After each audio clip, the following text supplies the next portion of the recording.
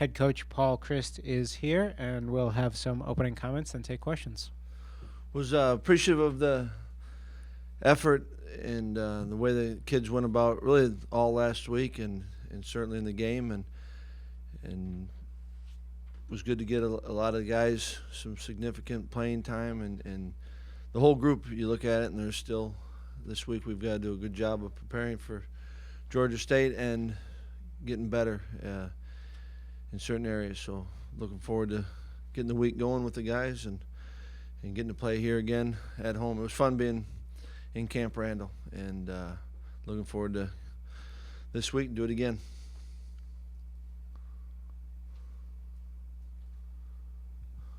Paul, last week we had to ask you about how you compensate for the loss of Chris Orr this week with Jamerson out.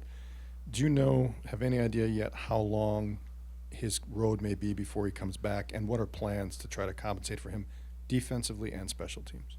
Yeah, don't know for sure on how long Natrell will be out. Probably 4 to 6 weeks. Seems like you hear that a lot from doctors, 4 to 6 weeks. And I feel bad every time a guy gets hurt. The first thought is you feel bad for I feel bad for Trell, and he's a neat kid and fun to be around, and yet yesterday talking to him, he's got the right approach, and I think that we'll number of areas that we have to. It's interesting when a guy like Natrell goes down. He's a four-phase special teamer, so you got 4 different guys that'll probably get an opportunity, and then in the nickel package, we'll see how this week goes a little bit. Luber and Figaro went in the game, and yet that was a little bit, it was late enough in the game, so we'll see on this week how it goes, but. Certainly at all the spots that Trell was starting at, we have guys working it, and we'll see how the week goes. Paul, he's not listed on the injury report, but just to be sure, any lingering concerns with Corey and any plans to limit him this week? No, talking to him yesterday and talking to Mike Moll, our trainer, that anticipating him going to work, practicing.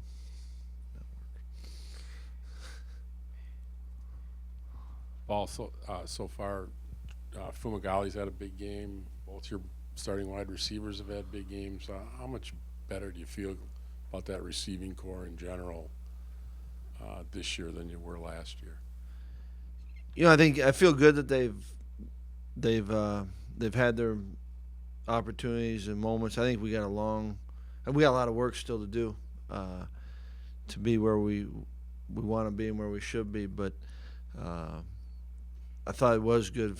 Jazz did some really good things, and as did Rob and Fum. Fum was a little bit quieter, but it was we missed him on one. He had a couple more that we called that just didn't execute well enough. But I feel good with how they're approaching it, but I really do think that we still got a lot of work to do to be better in the passing game. Jesse. Paul, Leo Musso had an interception on Saturday. In what ways do you see him maybe compensating for, not being tall, or when opposing quarterbacks look at that? I mean, what stands out to you about what he's able to do? Well, Moose is a good football player, and height doesn't. I don't think it affects the quarterback. I don't think it affects. Moose has always been that height, here. So I think that he knows how to play his way, and so I don't know quite how to answer that, but I think he's a good football player. That's Moose has good speed and he can be physical, and I think he's really a smart football player. Jeff. Paul, Corey talked in preseason about volunteering to do punt return, kickoff return, whatever, if he could. Would he be a viable option on kickoff returns with Jamerson out, or as a head coach, do you say that's too big of a risk, even if he gives us some punch back there. No, I think he's been working at all camp, and to this point we haven't had a lot of kickoff returns, but absolutely it'd be viable.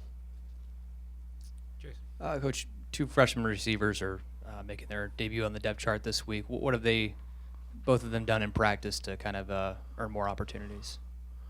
Well, I mean, you were at camp and saw, I think, the guys that have some talent and both played in week one and got more snaps week two, and so I think that they're coming along, and we just gotta keep helping them get better.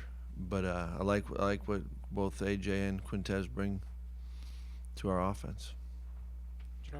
Paul, why is your defense been so good so far on third downs? They have been good, and I think it's guys executing their assignments, and it always comes down to there's an opportunity, you have to make a play, whether it's a sack or a stop, and I think a lot of it's been, we've been pretty good on first and second down, so how manageable is the third down situation. And so I think we've started first two games the way you'd like to, and now we'll be challenged again, and you start to, if that's something that we do well now and you want to form your identity, then you have to do it again and again, and we'll be tested each week. You're tested a little bit different, but I think that guys doing their assignments. I think we've had good plans for it, and guys are doing their assignment and executing, and a chance to make a play, they make it. Paul Bradrick got his first playing time this game. What impressed you about what he did? I thought Bradrick ran. I thought he ran with good patience, and thought he ran hard, and didn't try to do too much, but took advantage of what was there. And he's a kid that loved being around, and he's a worker, and those experiences will help him quite a bit. But I thought even the guys up front did a good job of giving him a chance. And then, every back has got to do a little something on their own, make a guy miss, and he did that. And so it was a good experience for him, and it was fun to see. Kids were fired up. Like Braddock's one of those that when he got in the end zone, a lot of guys were excited for him. Andy? Paul, Bart said that converting on third down was a point of emphasis going into this last game. Since you did so well, what is the point of emphasis for this game? It'll be the same stuff. As far as I think when you're talking to your team, and I should have made it clear because third downs were a point of emphasis in camp, and every time you play. So I'll make sure that I'll double check and that they know. But you have to convert on third down. We just talked about defensively, and when you're in the red zone, you have to be productive. We missed another opportunity in the red zone last week, and so. Each week's, you don't know how the game will play out, and certainly defenses are different each week. But if you're going to be good offense, and if you're going to give yourself a chance to win games, you have to be good on third down, and when you get an opportunity to be in the red zone, you have to do well there. So I'll make sure that everyone knows that. That'll be this week too, and it'll be every week that we play. Paul, how did a kid like Brett Connors go from a walk-on to a kid where you might have to plug him in at more than one spot if somebody goes down in that offensive line? Yeah, I've appreciated the way that Brett's approached from the first day we were here, and the willingness to bounce around. I think in spring he did every position, and he's a guy that knows what to do. He's accountable. Guys trust him. I think that's a big part of it. When you, especially in the offensive line, that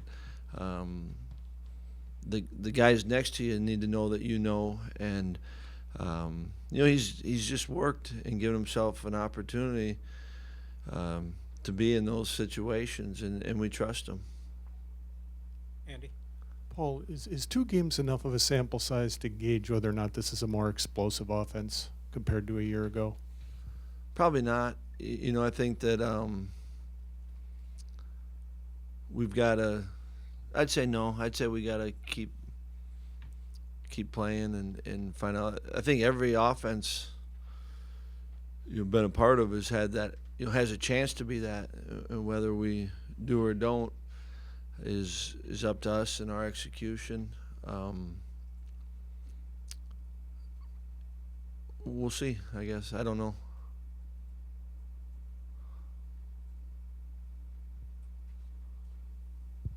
Do you have the players to be explosive on offense? You know, I think that one of the things when I was thinking about the question about can we be explosive, you know, in the run game, you can still get some chunks there, and I think we got a chance to do that. And, you know, as far as in the passing game, I think it boils down to, you know, some of the big chunk plays come from, you know, when you are running the football well and you can play action and you still have to hold up in protection. So I think that, you know, if we continue to improve in the offensive line and the tight ends, fullbacks, we got a chance. I think if we improve on our route running and throwing location, you know, we missed a big opportunity last week. We got a chance. So I wouldn't limit this group, but we've got to get better. Last week, Micah was on the injury report. Now it's John Dietzen. How did Micah respond, you think, with playing kind of injured on Saturday? And now you may have to play for John. He was good.